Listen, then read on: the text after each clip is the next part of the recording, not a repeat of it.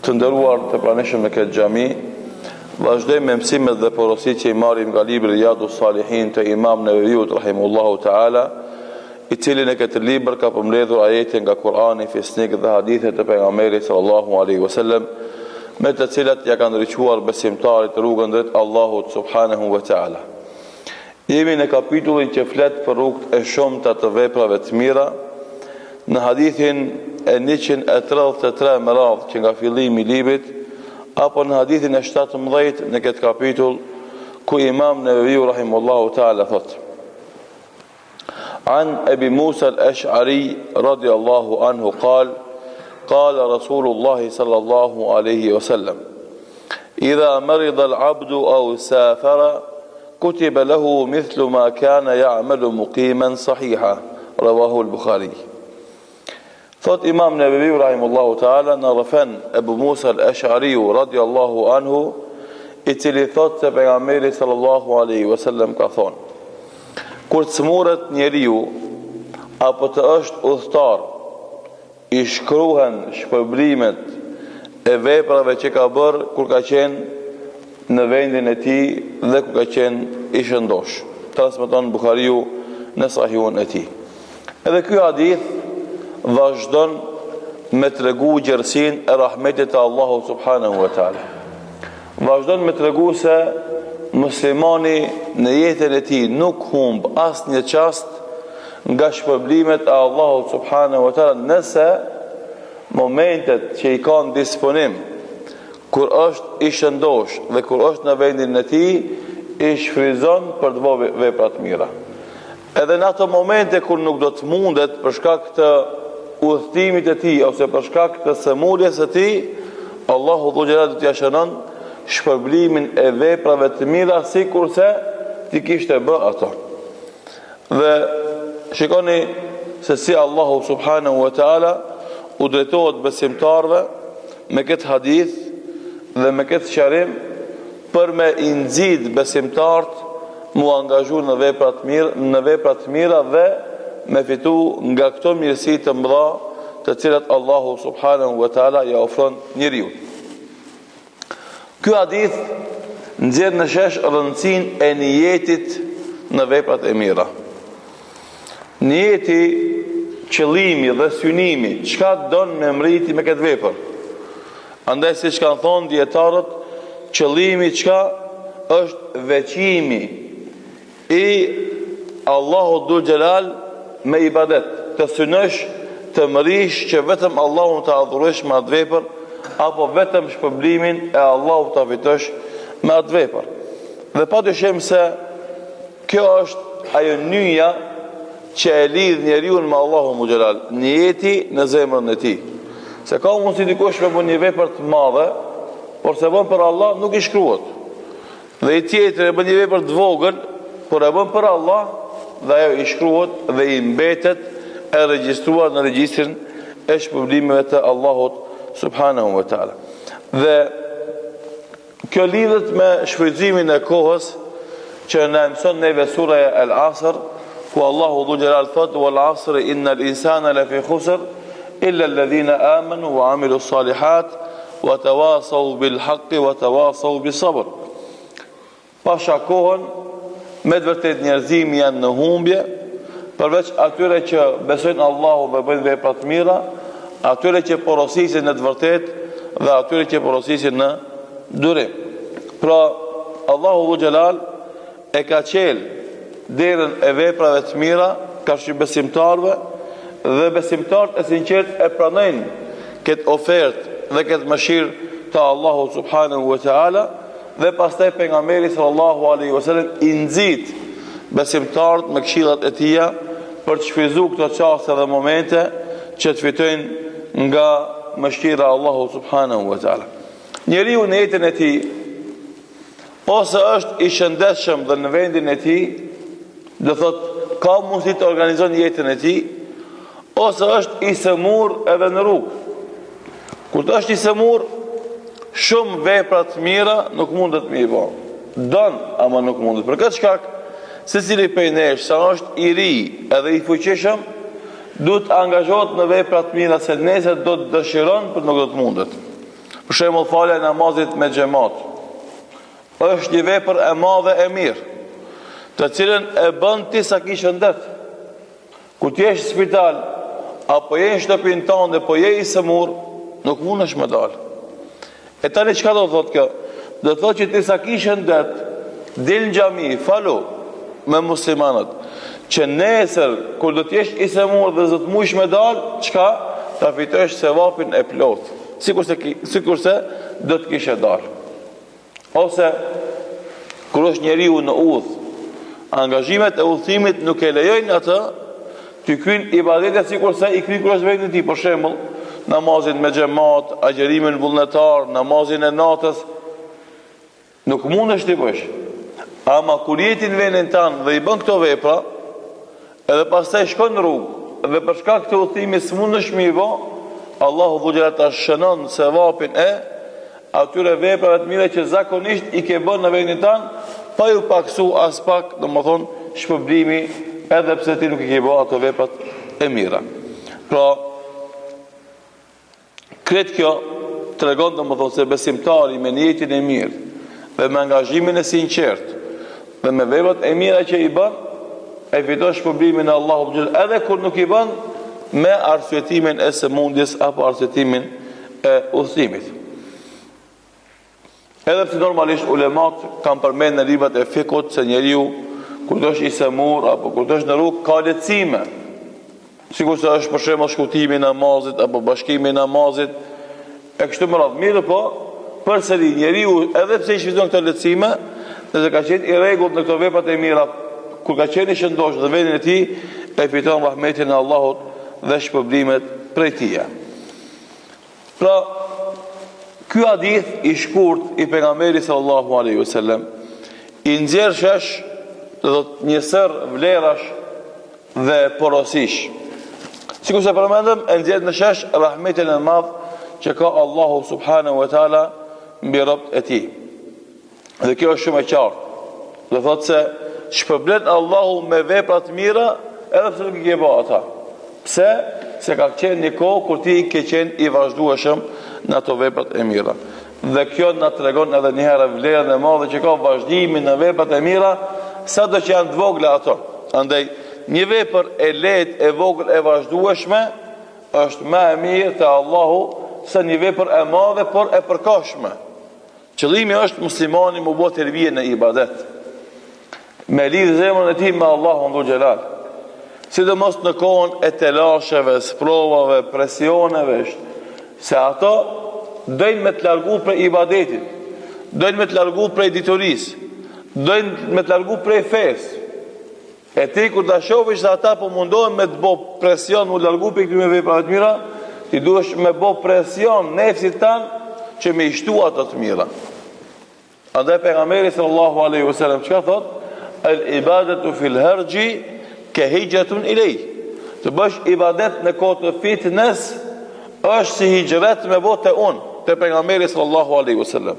Kuptimin që muslimani se don më urujt prej devijimit edhe dështimit në fe, në momentin e sprovave, presioneve dhe telasheve, ai duhet me shtu ibadetin.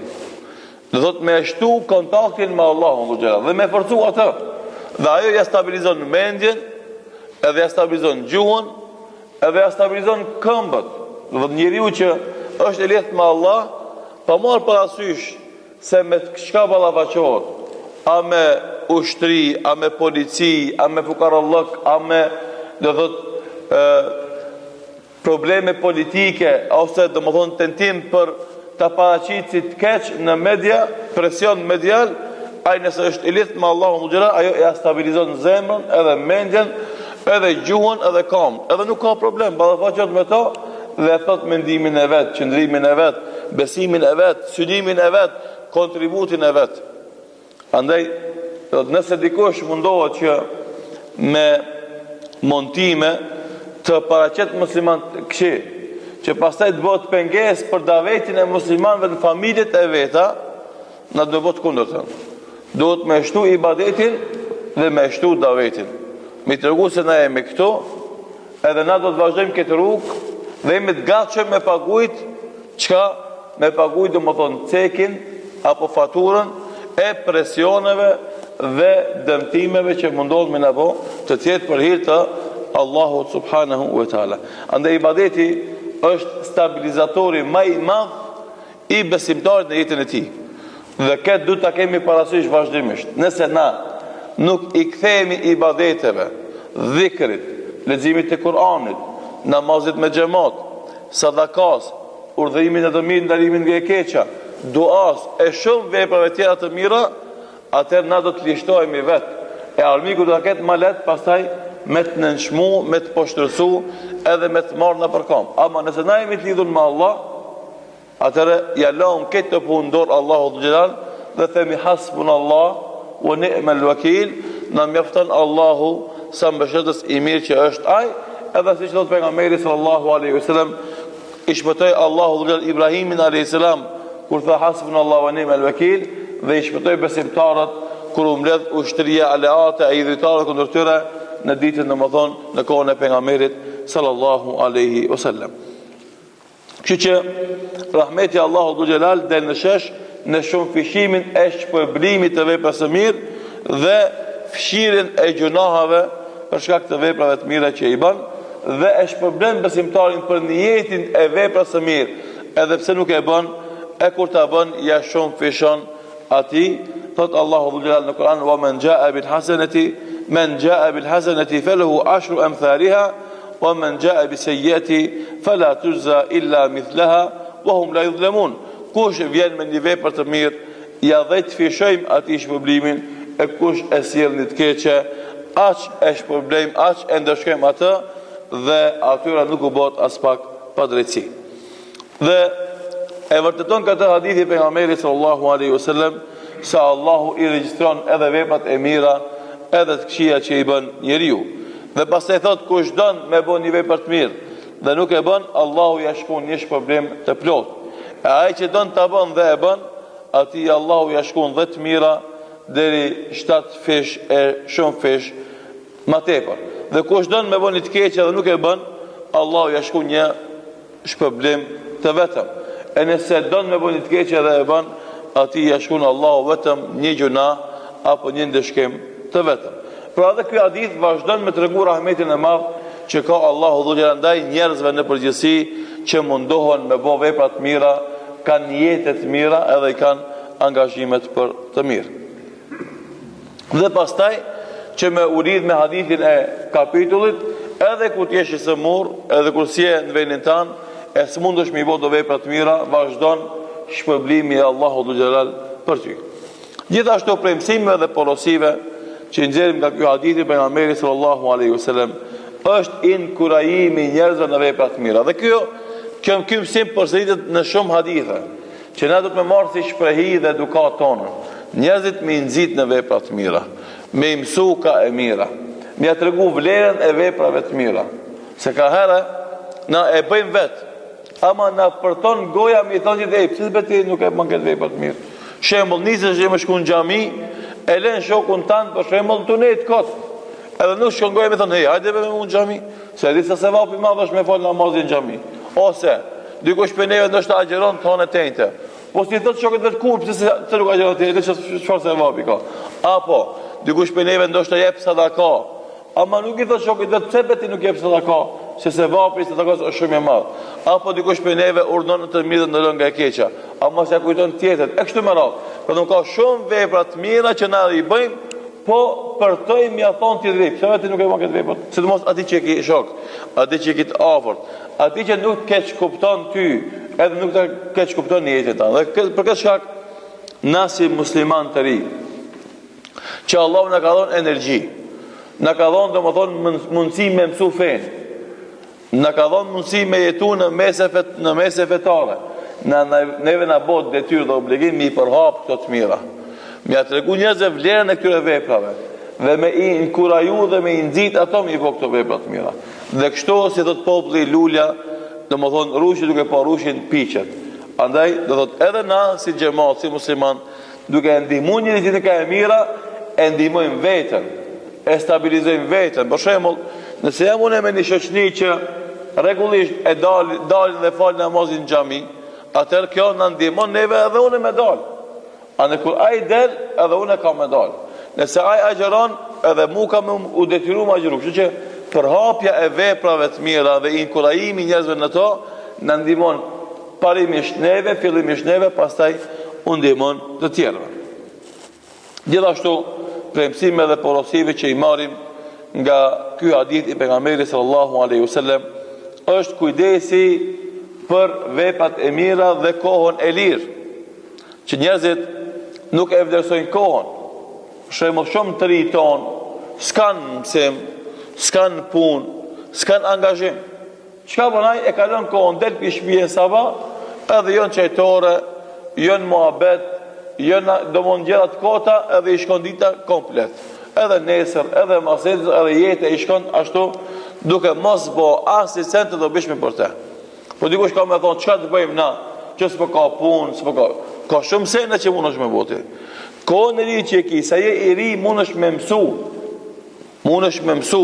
E para domethënë e mëson Kur'anin dhe fen. E dyta mëson shkenca apo zanate që të bëjnë dobi në jetën tonë. Pse ti më net kot? Ma mirë është me shku dikon me marë zanat. Çfarë do kom zanat ajo? Si sa ti më net udhëve apo çajtorëve. Apo shkon domethënë e ofron shërbimin tanë për me punu. Në një punë edhe pse do të është pa pagë. Ama ti fillimisht punon pa parë, po pastaj do thotë vjen do të çaj punë botë sebab që ta çel deri në risku. Do thotë rinia jon duhet me qenë e vëmendshme në shfrytëzimin maksimal të kohës.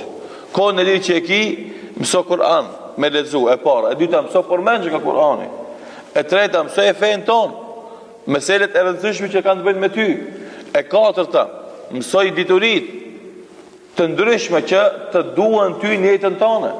E pesta mëso zanate të ndryshme, një mësoj e pastaj e kryen tjetrin, pastaj e kryen tretin, s'prish punë. Ato janë vlera që ndonjë ditë do të dalë, do të shesh rëndësia e saj. Po pastaj ki kohë të lirë vizito farefisin, mos e lë masdore. Ki kohë të lirë urdhëron të mirë ndalon nga e keqja, për hap një libër, një CD, do të ki mundësi me shvizu kohën në mënyra të ndryshme që të sjell dobi në dunjë dhe të sjell dobi në ahiret. Ama dembelia nuk e sjell dobi askujt. Andaj Allahu dhulja u betu në kohën. Pse? Për me tregu se veprat e mira bën në kohë. Veprat e mira bën në kohë, andaj është koha e rëndësishme për cilën betohet Allahu subhanahu wa taala. Po nuk betohet Allahu për një gjë që s'ka vlerë. Po për shkak që ka vlerë, Allahu betohet. Edhe tash te ku nalesh me mendu e kupton se mos me kon koha nuk ka mundësi me bë veprat e mira. Po është koha që është mundësi me bë veprat e mira. Për këtë shkak kur vdes dhe përfundon koha për ty, mos ka vepra të mira. Ato përfundojnë.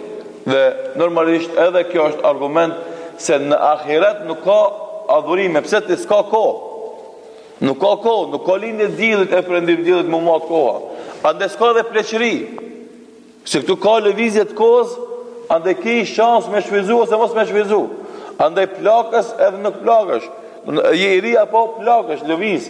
Ama në ahiret s'ka kohë, s'ka lindje diellit, prendim diellit, s'ka pleqëri, pa s'ka dhe ibadete, s'ka dhe gara në vepra të mira, s'ka angazhime, ti ka vetëm shpërblimet për Allahut, apo zoti mos e boft ndëshkime për ata të tjerët. Dhe për këtë shkak pejgamberi sallallahu alaihi wasallam ka thonë: "Ni'matani maghbunun fiha kathirun min an-nas as-sihhatu wal-faragh." Dy begati shumë njerëz i ish për fillin, nuk din vlerën. Ato janë shëndeti dhe koha e lirë, që lidhet me hadithin e kapitull. Shëndeti përballë sëmundjes, koha e lirë përballë udhëtimit dhe angazhimit. Andaj kemi nevojë me e pas parasysh këtë gjë. Më kujtohet në këtë rast një moment që përmend Muhammed Ghazaliu rahimullahu taala i riu, thot e takova një djalë i cili ishte dhënë pas alkoolit. E i thash, as ke frikë Allahun, as ke turp Allahun që të vazhdosh këtë gjuna. E më tha, lutë Allahun që të ndihmon ta lagë të keqe, se edhe unë s'po du, mirë po që jam mësu keq. Lutë Allahun që të ndihmon Allahu të pendohem nga ky ves i keq. Do të pasi u largova për ti fillova me mendu. Po thash, neve, nëse ai dehet me alkohol, e largohet për Allahut me alkohol, neve, a nuk jemi me shpërfillë dhe neglizhencë, edhe e harrojmë shpesh Allahun, e nuk e përmendim atë, dhe nuk i kryjmë disa obligime tjera ndaj tij. Andaj edhe neve na ka planë dehja, po jo me alkool, por me angazhime tjera të dunjos. Bëhet sebeb një punë e dunjos na largon pi punëve të mira tjera. Andaj thot u ktheva prapë i thash, o vëlla vjem, hajde gjithë së bashku të lutemi Allahut që Allahut na udhëzon dyve, ty të largon për alkoolit, dehjes së alkoolit, e neve të na largon nga dehja e neglizhencës dhe shkujdesit nga veprat e mira. Edhe na që falemi, edhe na që i kryjmë obligimet tona dhe bëjmë vepra të mira, na ndodh që jem viktim dhe kurban i neglizhencës nga veprat e mira dhe mos dua dim vlerën edhe t'i lëm ato masdora. Dhe se ai që e shfrytëzon kohën në vepra të mira fiton premtimin e Allahut, ku Allahu thot: "Wa'ada Allahu alladhina amanu wa 'amilu s-salihati lahum maghfiratun wa ajrun 'azim." I premton Allahu besimtarëve që bëjnë vepra të mira falje për Allahut dhe shpërblim të madh. Falje për Allahut dhe shpërblim të madh. Pra, veprat e shumta të mira, adhurimet e ndryshme e ndihmojnë besimtarin me pas një jetë të këndshme të mirë në dunjë dhe me fitu shpërblimin e madh për Allahu subhanahu wa taala. Muslimani është i edukuar nga pejgamberi sallallahu alaihi wasallam, që det i kujdesshëm dhe i vëmendshëm në veprat e mira, siç ka thënë Muhamedi sallallahu alaihi wasallam, ihris ala ma yanfa'uka, kujdesu për ato vepra që të bëjnë dobi ty në dunjë edhe të bëjnë dobi në ahiret dhe mos i lënë masdor. Edhe na si musliman duhet ta ndihmojmë njëri tjetrin në këtë drejtim. Ta porosisim ka e mira, ta nxisim ka e mira, po edhe na vetë të shfrytëzojmë mundësitë dhe momentet që na i ka dhënë në disponim Allahu subhanahu wa taala. Gjithashtu premtime dhe porosive që dalin nga ky hadith i pejgamberit sallallahu alaihi wasallam është vlera e madhe e niyetit për vepra të mira. Ka njerëz që ndoshta s'mundesh me bëni vepër, bën në niyet. Se ndoshta Allahu ta çel dhe bën, po edhe nëse nuk e bën, e fiton sevapin asaj veprës. Se ne kemi shpesh raste ku na shkon mendja me bo keq. Mirë po pak kemi raste ku na shkon mendja me bo mirë. Kështu që ti edukoje veten tonë me mendu mirë. Mush me bo, elhamdulillah, po s'mujtë e bara me fiton sevapin e niyetit. Ama jo vetëm muhabet me kone, po niyet i vërtet. Për shembull, me ma mësu Allahu dhul xhelal, me pas pasuri i kisha ndihmu filanit dhe filanit prej muslimanëve që kanë nevojë ndihmë. Ti ndoshta s'ke pasuri, ama niyetin e ke sinqert, ta shpërblen Allahu dhul xhelal. Pse? Dhe ta mundson nesër nëse Allahu t'jep pasuri, ta mundson ta bësh atë vepër të mirë. Siç kanë thonë domthon edhe ulemat. Për shembull, s'kisha pas qef me qenë i pasun, për pas se për me atë pasuri mu ndihmua atyre njerëzve që kanë nevojë për ndihmën time. Dhe kështu që këtë punë të mira bëni niyet me sinqerisht, me sinqeritet madh nga zemra, e bone e fitove sevapin e niyetit dhe veprës. Po nuk e bone s'paku e fiton sevapin e, domethënë, niyetit tanë. Thot Imam Ibn Taymija rahimahullahu taala, ky hadithi i kapitullit, thot është argument i madh se Allahu ja shënon sevapin e veprave të mira, sikurse kur ka qenë i shëndosht edhe në vendin e tij për shkak të niyetit të mirë të tij, edhe pse s'ka pas mundësi me i kry ato vepra. Pse është një rregull i madh në shariat, i cili thot se kush e vendos me vendim të sinqert edhe të vendosur për ta bënë një vepër të mirë dhe nuk ka mundësi me bë për arsye objektive, atëherë është në pozitën e atij që ka bërë atë vepër të mirë. Kështu që ai që bën vepra të mirë kur është i shëndosh, edhe është në vendin e tij, e pastaj kur është i semur dhe udhëtar don t'i bën pas mundet, është në pozitën e atij që i ka bërë ato vepra të mira, sikur se ka ardhur në hadith të pejgamberit sallallahu alaihi wasallam tjetër, kush merr abdes mirë dhe shkon në xhami për me fal namazin me xhamat, edhe e gjen se njerëzit janë falmo, ti mora abdes edhe shkove në xhami. Kur edhe në xhami e pa se njerëzit janë fal. Çka thot pejgamberi? Atahu Allahu azza wa jall mithl ajri man sallaha, Allahu jep sevapin sikur ati që e ka falë me xhamat. Shikoni? Andaj, që kjo hadith është argument për dikën për neve që kur merr abdest edhe don më nis për shtëpia e tij rezoni. Çka thot? Ai të falat e shtëpisë se në emri. Të falat e shtëpisë se në emri. Jo, atë nisun xhami. Edhe pse në emrin xhami e kanë fal ata, çka fitove ti? Sevapin e namazit me xhamat. Andaj thot pejgamberi, kush merr abdest mirë, edhe shkon në xhami, edhe i gjen njerëzit që kanë fal namazin me xhamat, Allahu jep shpërblimin atij sikurse këtyre që kanë fal me xhamat, la yanqusu dhalika min ajrihim shay'a, duke mos u paksu atyve sevapi as pak. Andaj a shikoni, je nis me shku, se ki fal namazin me xhamat, ama e ki bohapin. Andaj edhe ai që u pendue pej 99 vrasje apo 100 vrasjeve, tillët me laqe e morën, me laqe e rahmeti pse? Thot se është nis me shku të qyteti tjetër si kusht i pendimit të tij. Andaj kur ti e bën niyet, edhe e bën sebepin për një vepër të mirë dhe nuk arrin me bë, e fiton sevapin asaj vepre edhe pse ti nuk e ke bë atë as pak.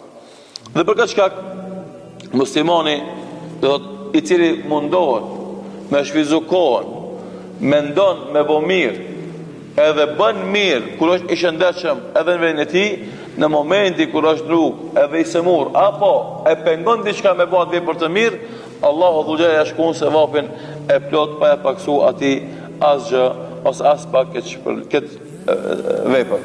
Dhe gjithashtu den shesh në vlera e madhe e niyetit, sikur se kemi shëruar në kapitullin e niyetit, innamal a'malu binniyat, se veprat vlerësohen sipas qëllimit. Andaj muslimani është mirë që me mush mendjen e tij dhe zemrën e tij me niyete të mira, me plane të mira, me iniciativa të mira që Allahu me ka flu atë me rahmetin dhe bereqetin e tij. Elusim Allahu xhelal që të na e ditë të bishme dhe vepra të mira, na mundson të shfrytëzojmë kohën që kemi disponim me vepra të mira, fitojmë kënaqësinë e Allahut xhelal dhe ashtu sikurse kalojmë çaste me hadithet e pejgamberit alayhis salam në dunjë, na mundson Allahu xhelal që të kalojmë jetën tonë të ahiretit në prani dhe shoqërinë të pejgamberit sallallahu alaihi wasallam. Wallahu ta'ala alam.